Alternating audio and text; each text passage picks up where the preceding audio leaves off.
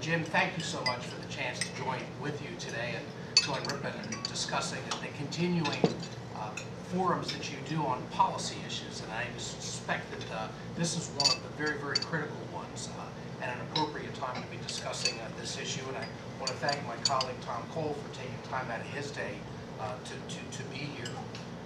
It's kind of funny because this is an issue that is so difficult to put your arms around. It's ubiquitous. But I was reminded of a little comment that I just saw the other day from a comedian, and he said, you know, I was watching the Indianapolis 500, and I thought to myself, if they had left just a little bit earlier, they wouldn't have to be driving so fast. and you know, so how do you really? It's sort of a sense of perspective. How do you think about this kind of a thing? And I think cyber's not a bad place to sort of sit back and rather than sort of jump into all of the details of this, to step back for a moment and just let you reconfigure your thinking about what really does cyber mean and how are we being impacted by this thing all of a sudden. Well, I think first is you have to get a sense of the seriousness of this. And we used to, you know, as prosecutors, a lot of your message was delivered through the testimony of others. Let me just take a moment and focus on a couple of things that are being said by some pretty important people around town. FBI Director Robert Mueller anticipates the cyber threat will succeed terrorism as the greatest threat to our country. NSA Director General Keith Alexander, said that the loss of intellectual property through cyber espionage is the greatest transfer of wealth in history. Just last week, former Secretary of Defense Leon Panetta, who earlier talked about a cyber Pearl Harbor when discussing those attacks, said that these attacks could soon shift from simple espionage to destruction. The Director of National Intelligence, Jim Clapper, said that potentially disruptive and even lethal technology continues to become easier to access, and that we foresee a cyber environment in which emerging technologies are developed and implemented before security responses can be even put in place. I would suggest to you that there's some pretty serious people around town. And when you see them, and when you see somebody, you know, like Leon Panetta, and the last speech he delivers, he goes to New York and talks about the cyber Pearl Harbor. It's a recognition that we're dealing with a very, very serious issue as we discuss. So how are we approaching this from you know the big picture? Well, one of the things we've got to realize is this is no longer just something that it's government, you know, and then everybody else. And what is government going to do? We are inextricably tied together in this. When I say we, I mean, you know, government needs to be completely part of a public-private partnership in which we work together in what is a shared challenge. This will not be something in which government can sort of sit back and say, aha, we're going to tell you what to do. For a variety of reasons, not the least of which is industry in many ways is way ahead of where government is in this particular issue. But 90% of the capacity in the internet is all situated within private industry. So therefore we need to have that kind of collaboration on that level. So how do you look at it? Well, one of the ways was discussed was, the second thing is not to be overwhelmed by this and recognize what we call the 80-15-5 principle. Well, the 80 principle is that 80% of the issues that we're dealing with out there in terms of the cyber world, and one of the banks that I talked with in New York gets 1 billion hits a day. 1 billion a day. But 80% of that traffic could be handled in what they call simple cyber hygiene. And that means that all of us have a sense of responsibility to be doing things that protect the systems that we deal with. But if we did it, 80% of this would really not be an issue. You would, you know, push it to the side. And it's important because it cleans out a lot of stuff that can get in the way when it comes time to really be trying to identify serious threats. The next 15 is somewhat serious things. I use the anonymous attacks you've seen where they come in and they put their banner in some kind of a place that nobody had really appreciated. But even that is described to me as a bug on the windshield by some. It gets a little more serious when you start talking about organized crime rings in Eastern European countries and things like that. But that's also something in which that's where a lot of the collaboration is taking place.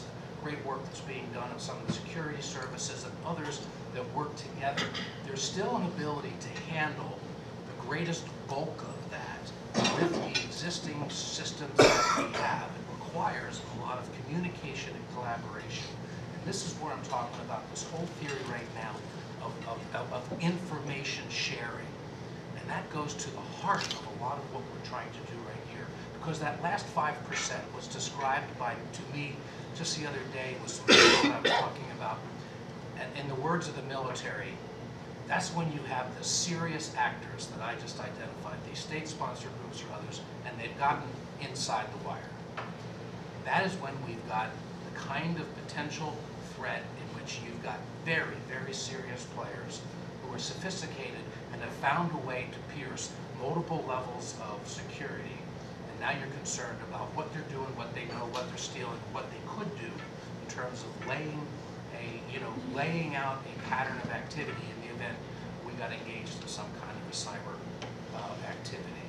And that is where we need the ability for real-time information sharing using the best of the capacities that we have in the government, the FBI and the NSA and Homeland Security working side by side with industry and others who are also on the cutting edge of these technologies. One of the things you have to realize too is that this is not a static issue, because the nature of the internet is such that the constant innovation that's taking place, and we can't stifle that. I mean, this is the way we continue to grow. We do things, but we're dealing with a process in which things are constantly changing within the environment. New technologies are being implemented, but simultaneously the threats are becoming more sophisticated as business practices are changing around the world. So we're dealing, in essence, with a moving, not a target, we're a target, but we're moving constantly as well. And so what we do today could be obsolete in a week if we don't have the ability to continue to be communicating about what it is that we need to do to protect ourselves. So, you get it down, you start to say, what are the core responsibilities? We want to work on reducing the vulnerabilities, to minimize the consequences of what happens, to identify and disrupt threats as early as possible, identification first, and then utilize that to disrupt the threats, to improve the resilience of systems if in fact we are impacted, and then lastly, to hasten the response and recovery, particularly to our critical infrastructure. So there is a game plan, there's a sense about priorities, and I think that's the way we've got to approach this, and it certainly is the way that the government will be working with the private sectors to try to do it. All of this is subsumed in the larger question of liability protection. What standards are we going to have out there so that if companies and industries meet and reach certain kinds of standards, they then qualify for some measure of protection, liability. If you share, will you be protected? And that whole question is going to be essential to a lot of both encouraging and incenting the private industry to participate in this information sharing, and also going to be important in determining how it is that we deal with the aftermath of incidents. So I'm talking about a lot of this from sort of a corporate perspective, but the reality is as well, there's a lot of individual issues. And one of the real challenges, and Mike and Dutch are doing great work putting this issue out right now. We're going to see one of the first things, one set of bills that'll be going out next week, but this whole blowback comes into the privacy question. And there's legitimate questions that are being asked. What level of information is going to go over to the government? We're doing instantaneous things, let's say banking records. Internet records. Is somebody going to know information about emails that I'm sending? Now the answer is no, they don't really need that. But right now there's a lot of thinking out there. People are saying what's being shared with the government. And they're particularly concerned because today the government, is it the NSA? Is it the FBI? And think about it in another context. We have international corporations. And now suddenly they're doing business overseas, and somebody's going to say, are you sharing my information with the NSA? How would we feel if what we were doing, if we went into China, we knew everything that we were doing was going right to the Chinese authorities? So we've got to deal with the ability to somehow create the appreciation that we've got to shield the sense that It is going, to our most sensitive agencies. And one of the things that I think you're going to see is an appreciation for what we can do in Homeland Security with a civilian agency that already has in it a series of protections that are built into privacy, which has been the normal course of business for them. Those are just touching, and you can see what is a very, very complex issue. But I do believe that there's more work that's gone into this than any other thing that I've certainly been associated in my short time in Congress. And we will continue to do this, but what's going to be vital is that this is not something that's going to be a one-and-done issue.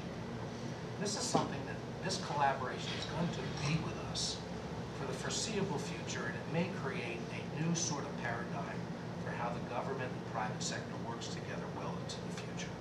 So what we are doing right now is part of what is going to be, by necessity, a continuing and ongoing communication, dialogue, and engagement, because what's at stake is nothing less than the safety and security of our country. So I am very, very grateful for your interest in being here today. As now sort of beginning to appreciate some of the issues, we will continue to work as effectively as we can with our resources to communicate with you as we move forward.